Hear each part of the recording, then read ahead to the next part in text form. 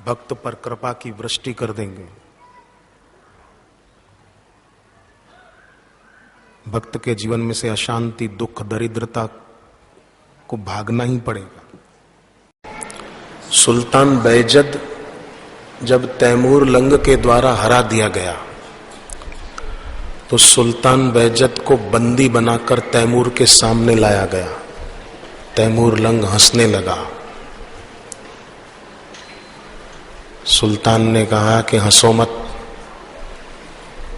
थोड़ी सी जीत क्या पाली, इतना इतरा रहे हो, ठीक नहीं है इतना घमंड। तैमूर ने कहा कि मुझे हंसी किसी और बात पे आ रही है। बोले किस बात पे आ रही है? तैमूर बोला कि सुल्तान तुमको एक आंख नहीं है। सुल्तान बैजद को एक ही आंख थी और तैमूर लंगड़ा था।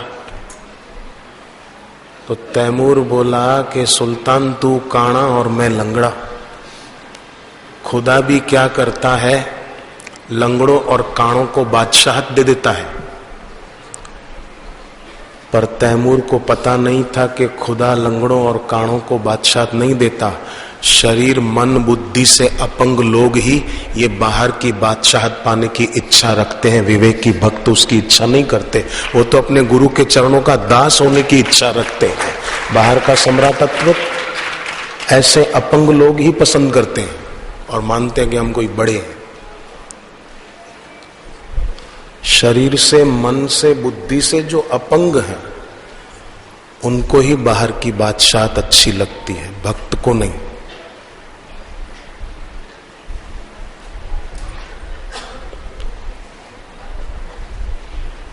साधक को वो अच्छी नहीं लगती। साधक को अपने गुरु के चरणों में बैठना अच्छा लगता है।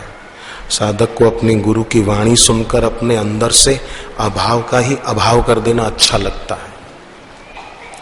क्योंकि सब हीनताएं, जीवन में जो भी हीनताएं हैं वो सब आंतरिक अभाव की सूचनाएं हैं।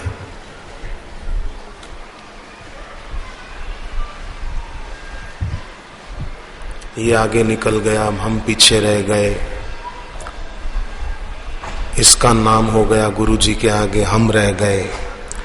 आंतरिक रिक्तता को बाहर की उपलब्धि से भरने की कोशिश एक दिन बेकार ही सिद्ध होती है।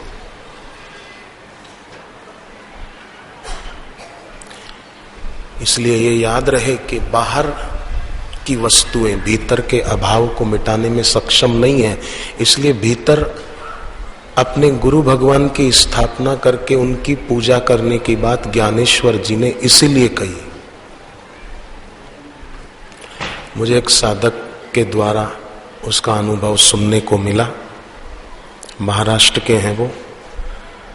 पूना आलंदी आश्रम में हर साल गुरु पूर्णिमा के पर्व पर सत्संग होता है 2 दिन गुरुदेव का। तो वो भी आए थे जामनेर से। महाराष्ट्र में जामनेर है, तो जामनेर से आए आलंदी, पूना।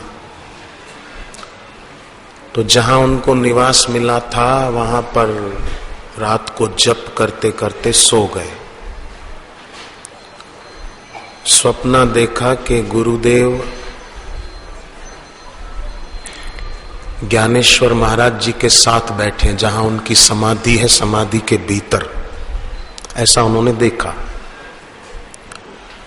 फिर ज्ञानेश्वर जी के साथ बातचीत करते करते गुरुदेव थोड़ी देर के बाद उठकर आने लगे। बोले हम अब आश्रम जाते हैं।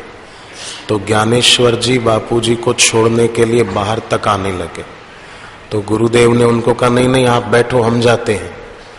तो ज्ञानेश्वर जी ने कहा कि मेरे को लोग ज्ञानेश्वर माउली कहते हैं और आपको भी गुरु माउली कहते हैं, तो कम से कम इतना तो करूं कि आपको वहां तक तो छोड़ने आऊं। बोले ऐसा मैंने स्वप्न देखा, फिर मेरी आंख खुल गई। तो तत्व से जो महापुरुष होते हैं उच्च कोटि के, ईश्वर को पाए हुए, पूर्ण गुरु की पूर्ण कृपा को पाए हुए, जैसे ज्ञानेश्वर जी ने अपने गुरु निवृत्तिनाथ की पूर्ण कृपा पाई थी। गुरुदेव ने साधन काल में अपने गुरुदेव लीलाशाह बापू के सानिध्य में रहकर उनकी पूर्ण कृपा पाई थी। लीलाशाह बापू स्वयं बोलते थे, हमें एक सन्यासी ने बताया, पृथ्वीनाथ उस सन्यासी का नाम था, पृथ्वीनाथ। तो वो नाथ संप्रदाय के थे। तो कभी कभी वो लीलाशाह बापू के दर्शन करने नैनीताल जाते थे।